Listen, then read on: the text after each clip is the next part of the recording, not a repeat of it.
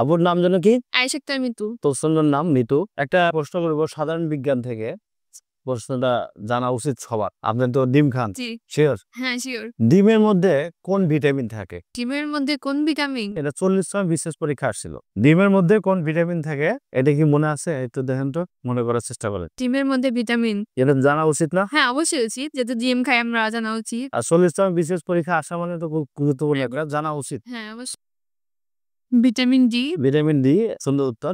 Deo আছে, A B D E, A B G A চারটা আছে। 4টা আছে। Vitamin A, vitamin B, vitamin G.